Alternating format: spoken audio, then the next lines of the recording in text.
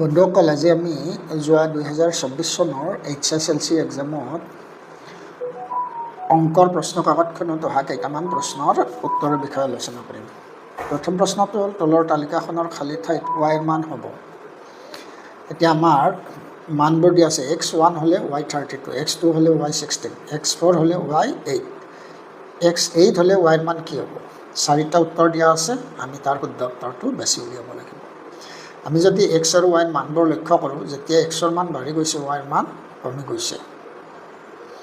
গতিকে এটা ৰাশিৰ মান যদি আনটো ৰাশি এটা ৰাশিৰ মান বাঢ়ি যোৱাৰ লগে লগে যদি আনটো ৰাশিৰ মান কমি যায়, তেনেহ'লে উক্ত ৰাশি দুটা ব্যস্তানুপাতত থকা বুলি কোৱা হয়।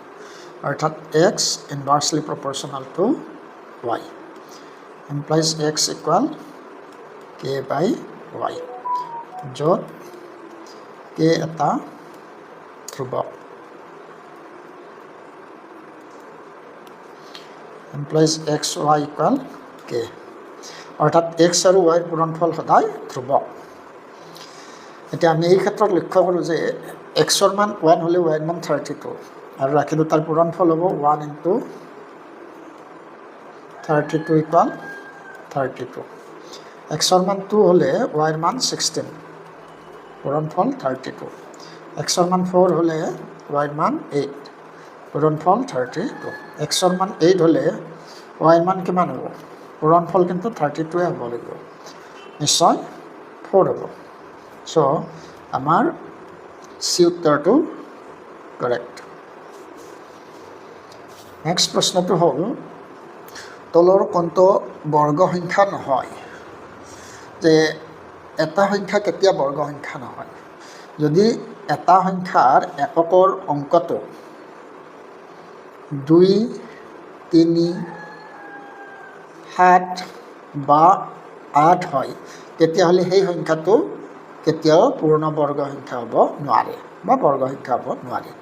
এতিয়া এই A, B, C, D এই সংখ্যাকেইটা আমি যদি লক্ষ্য কৰোঁ, বি সংখ্যা বিত আছে 572, ইয়াৰ এককৰ ঘৰৰ অংকটো হ'ল 2, গতিকে 2 থাকিলে ই কেতিয়াও পূৰ্ণ বৰ্গ সংখ্যা হ'ব নোৱাৰে। গতিকে শুদ্ধ উত্তৰটো হ'ব বি। নেক্সট প্ৰশ্নটো হ'ল, যদি m n ৰ ঘনমূল হয় তেন্তে n ৰ মান হ'ব। আমাক দিয়া আছে n ৰ ঘনমূল হ'ল m, implies n to the power 1/3 equal m।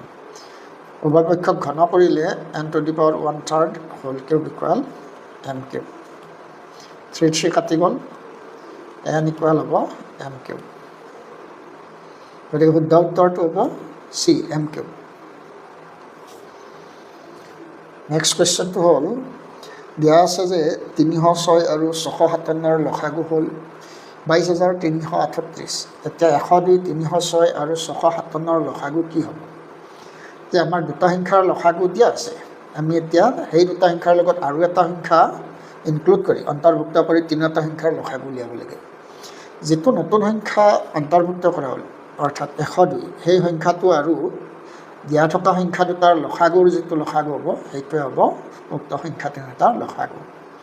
গতিকে এই ক্ষেত্ৰত 102 আৰু 22,338ৰ লসাগুটোৱে হ'ব শুদ্ধ উত্তৰ। এতিয়া এই সংখ্যা দুটাৰ লসাগু কি হ'ব? এই সংখ্যা দুটা আমি লসাগু উলিয়াব লাগিব।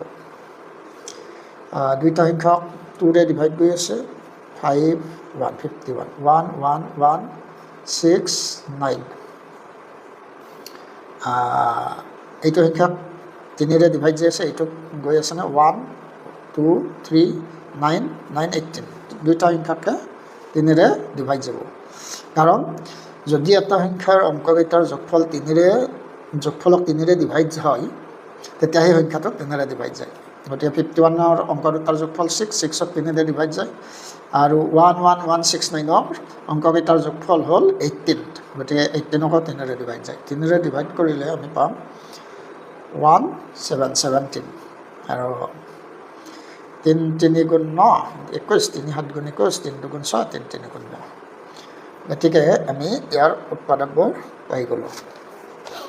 এতিয়া আমি চাম যে এই 17ৰে এই সংখ্যাটোক ডিভাইড যায় নেকি, এইটো চাই লওঁ। 37ক 17ৰে ডিভাইড কৰিলে 34, 3 আহিব, 32 32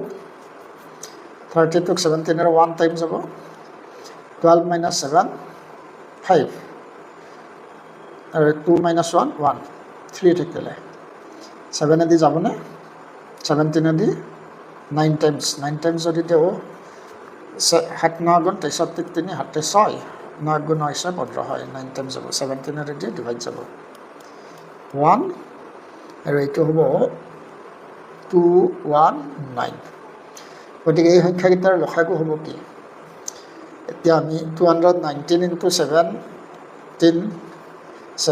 into 3 into 2 অৰ্থাৎ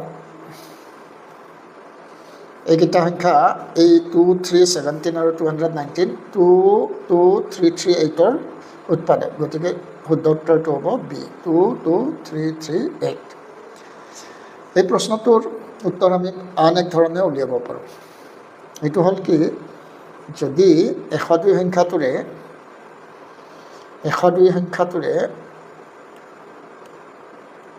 যদি 22338 সংখ্যাটোক ডিভাইড যায় তেনেহ'লে 22338 সংখ্যাটো হ'ব লসাগু এতিয়া 102ৰে হৰণ কৰিলে দুবাৰ দিলোঁ 2 2 গুণ 4 2 0 0 2 1 গুণ 2 13 চালি গ'লে 9 4 13 1 তিনিটো নমালোঁ এবাৰ যাব 102 1 9 8 9 বাদ দিলোঁ 9 2 গুণ 18 8 1 9 0 0 8 1 9 গুণ 9 অৰ্থাৎ 102 সংখ্যাটো দি 22338 হৰত যায় অৰ্থাৎ 102 আৰু 22338 সংখ্যাটোৰ লসাগু হ'ব 22338 গতিকে এই ক্ষেত্ৰত বি অপশ্যনটো শুদ্ধ নেক্সট প্ৰশ্নটো হ'ল দুটা উক্তি দিয়া আছে উক্তি 1 ধনাত্মক অযুগ্ম সংখ্যা 2k + 1 আৰ্হিৰ বৰ্গ সদায় 8ৰ গুণিতকতকৈ বেছি উক্তিটোত দিছে ধনাত্মক অযুগ্ম সংখ্যা 2k + 1 আৰ্হিৰ বৰ্গ সদায় 4ৰ গুণিতকতকৈ 1 বেছি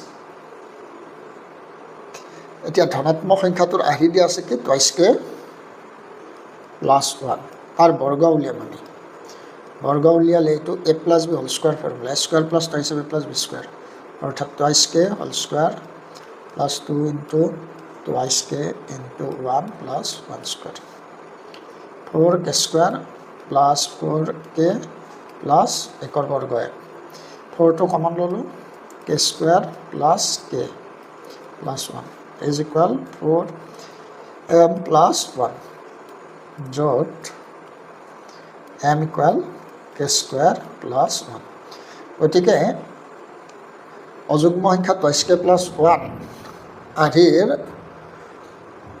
বৰ্গ সদায় কি হয় 4ৰ গুণিতকতকৈ 4 into m 4ৰ গুণিতকতকৈ 1 বেছি হয় অৰ্থাৎ 2 নং উক্তিটো সত্য গতিকে আমাৰ শুদ্ধ উত্তৰটো হ'ব